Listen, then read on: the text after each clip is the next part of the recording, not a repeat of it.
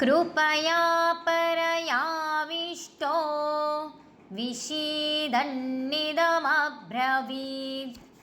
अर्जुन उवाच दृष्ट्वेमं स्वजनं कृष्ण युयुत्सं సముపస్థితం। దీని యొక్క అర్థం ఏంటంటే కృపయా పరయా అవిష్ట అంటే అత్యంతమైన కరుణతో నిండిపోయి, విషీదన్ దుఃఖిస్తూ విషాదానికి లోనై, ఇదం అబ్రవీత్ ఈ విధంగా పలికాడు. అర్జున ఉవాచ అర్జునుడు పలికాడు.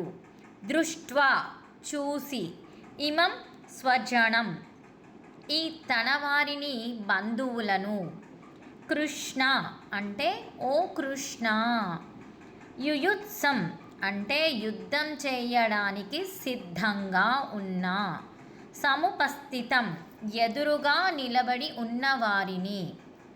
అంటే ఇక్కడ చూడండి ఏమంటున్నారు, అర్జునుడు ఇరువైపుల యుద్ధానికి సిద్ధంగా నిలబడి ఉన్న తన బంధువులను, గురువులను, స్నేహితులను మరియు ఆత్మీయులను చూసి ఎంతో కలత చెందాడు కదా. వారిపైన అతనికి కరుణ మరియు మమకారం కలిగాయి. తాను యుద్ధం చేయబోయేది శత్రువులు మాత్రమే కాదని, తనకెంతో దగ్గరైన వారు అని గుర్తించాడు. ఆ దృశ్యాన్ని చూసి అర్జునుడు తీవ్రంగా దుఃఖానికి లోనయ్యాడండి. అప్పుడు శ్రీకృష్ణుడు ఇలా చెప్పడం మొదలుపెట్టాడు. ఓ కృష్ణ, యుద్ధం చేయాలనే ఉద్దేశంతో కృష్ణుడితో ఇలా చెప్పడం ప్రారంభించాడు అర్జునుడు. ఓ కృష్ణ, యుద్ధం చేయాలనే ఉద్దేశంతో నా సొంత బంధువులు, ఆత్మీయులు అందరూ నా ఎదురుగా నిలబడి ఉండటాన్ని చూస్తున్నాను. వారిని చూసి నా హృదయం కరుణతో, దుఃఖంతో నిండిపోయింది అని చెప్తున్నాడు కృష్ణుడికి ఇక్కడ అర్జునుడు. అంటే ఈ శ్లోకం నుంచే అర్జునుడికి విషాదం మరియు మరింత తీవ్రంగా మారిందండి. వారందరినీ చూశాక తనకి మనస్సులో విషాదం ఎక్కువగా మొదలైపోయింది. తీవ్రంగా తన మనసు దుఃఖిస్తుంది. నేను చేసేది యుద్ధం నా బంధువులతోనా, నా మిత్రులతోనా అని తన మనస్సు ఆందోళన కలిగిపోతుంది. క్షత్రియుడిగా తన కర్తవ్యాన్ని చేయవలసిన అర్జునుడు తన వారిపై ఉన్న ప్రేమ, మమకారం, కరుణ వల్ల తన కర్తవ్యాన్ని చేయడంపై ఆలోచనలో పడిపోయాడన్నట్టు. చేయాలా వద్దా అని చెప్పేసి సందిగ్ధంలో పడిపోయాడు. ఇక్కడ స్వజనం అనే పదం చాలా ముఖ్యమైనదండి. అర్జునుడికి ఎదురుగా ఉన్నవారు కేవలం శత్రువులు కాదు, తన కుటుంబ సభ్యులు, గురువులు, స్నేహితులు, బంధువులు. అందుకే తన మనస్సులో వీరితో నేను ఎలా యుద్ధం చెయ్యగలను అనే సంఘర్షణ మొదలయ్యింది. అంటే ఇక్కడ ఏం చెప్తున్నాడు, కృపయ అంటే కరుణతో, పరయ అత్యంతమైన, అపారమైన, అవిష్ట అంటే ఆవహించబడి నిండిపోయి, విషీదన్ దుఃఖిస్తూ బాధపడుతూ, ఇదం అబ్రవీత్ అంటే ఈ మాటలను పలికాడు. ఎవరు ఈ మాటలను పలికారు? అర్జునుడు. దృష్ట్యా అంటే ఆ దృశ్యాన్ని చూసి తను వారి బంధువులతోని యుద్ధం చెయ్యడం, ఓ కృష్ణ, యుద్ధం చెయ్యడానికి సిద్ధంగా ఉన్న ఎదురుగా నిలబడి ఉన్న వారిని చూసిన మనస్సులో ఆందోళన ఇంకా ఎక్కువైపోయింది. వారి బంధువులందరినీ చూసి నా హృదయంలో కరుణతో నిండిపోయింది అని చెప్తున్నారు ఇక్కడ. అంటే అక్కడ ఆయనకు ఒకటే ప్రశ్న వస్తుందండి అర్జునుడికి, నేను ఎవరితో యుద్ధం చేయాలి?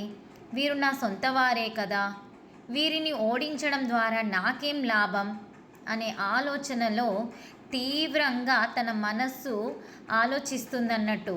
నేను చేస్తుంది నా బంధువులతోనే, నా సొంత వారితోటే ఈ యుద్ధం చేయాలి, దీంతో నాకు ఏమొస్తుంది, ఏం లాభం ఉంది అని చెప్పి తన మనస్సులో ప్రశ్నలు వేసుకుంటూ ఆలోచిస్తూనే ఉన్నాడు. అంటే స్వజనం అంటే ఇప్పుడు చెప్పాను కదండి, వారు శత్రువులు కాదు, వారి యొక్క కుటుంబ సభ్యులు, బంధువులు, గురువులు, స్నేహితులు, ఆప్తులు, వారందరిని చూసి ఆయన మనస్సులో బంధుత్వ భావన ఇంకా బలంగా స్థిరంగా నిలిచిపోయిందన్నట్టు. కృపయా పరయావిష్టః అంటే ఏమంటే అపారమైన కరుణతో నిండిపోయాడు అర్జునుడు. అక్కడ అర్జునుడి హృదయం తన వారిని చూసి కరిగిపోయింది. వారితో యుద్ధం చెయ్యలేనని ఆలోచనకి అతనికి బాధ కలిగించింది. అయితే గీతలో తర్వాత శ్రీకృష్ణుడు అర్జునుడికి ఒక ముఖ్యమైన విషయాన్ని చెప్తాడండి. కరుణ మంచిదే, కానీ కర్తవ్యాన్ని మర్చిపోయే అంత మమకారం పెరగకూడదు అని చెప్తున్నారు. చూడండి, ఇక్కడ కరుణ మంచిదే అంట, కానీ కర్తవ్యాన్ని మరిచిపోయే అంత మమకారం పెరగకూడదు. అంటే కరుణ మరియు మమకారం మధ్య తేడాని అర్థం చేసుకోవాలని చెప్తున్నారు ఇక్కడ. విషీదన్ అంటే తీవ్రంగా దుఃఖించడం, మనోవేదనను లోనవ్వడం. అర్జునుడికి ఇప్పుడు యుద్ధం గురించి మాత్రమే కాదు, తన జీవితంలో ఎదురైన ధర్మ సంకటంపై కూడా బాధ మొదలయ్యిందండి. ఒకవైపు క్షత్రియుడిగా తన కర్తవ్యాన్ని చేయాలి, మరోవైపు ఏంటి, నా బంధువులతో నేను ఎలా యుద్ధం చెయ్యగలను? ఈ రెండు భావాల మధ్య అర్జునుడు తన మనస్సుని సంఘర్షణకి గురైపోతున్నాడు అన్నట్టు.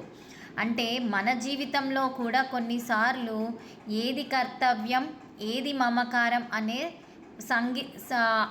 ఆలోచనలో పడిపోతామండి. ఈ రెండిటి మధ్యలో మనం ఏం చేయాలి, మమకారం ఏంటి, కర్తవ్యం ఏంటి అని అర్థం అవ్వకుండా ఆ రెండిటి మధ్యలో మనం ఆలోచిస్తూనే ఉంటాం.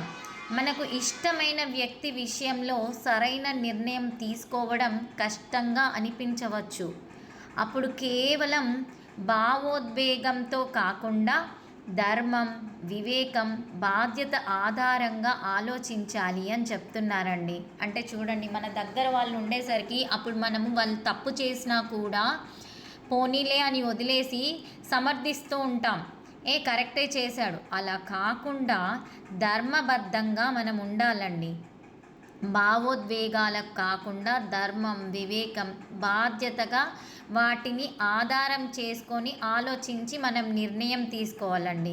ఇక్కడ అర్జునుడి విషాదమే చివరికి శ్రీకృష్ణుడి నుండి భగవద్గీత అనే మహత్తరమైన జ్ఞానాన్ని పొందడానికి కారణమయ్యింది అని చెప్తున్నారండి. అంటే ఇక్కడ ఒకటే అండి, తన బంధువులను, ఆత్మీయులను యుద్ధానికి సిద్ధంగా తన ఎదురుగా నిలబడి ఉండటం చూసి అర్జునుడు వారిపై అపార కరుణ, మమకారంతో నిండిపోయి తీవ్రంగా దుఃఖిస్తున్నాడు. సందిగ్ధంలో లోనైపోయాడు. కాబట్టి కృష్ణుడు ఇక్కడ ఏం చెప్తున్నాడు, అలాంటి సమయంలో మనం ఆలోచించాలి. వివేకంతో, ధర్మంతో, బాధ్యతగా మనం ఆలోచించి నిర్ణయించుకోవాలి అని చెప్తున్నాడు అన్నట్టు ఇక్కడ. ఇదండి ఈ శ్లోకం యొక్క అర్థం.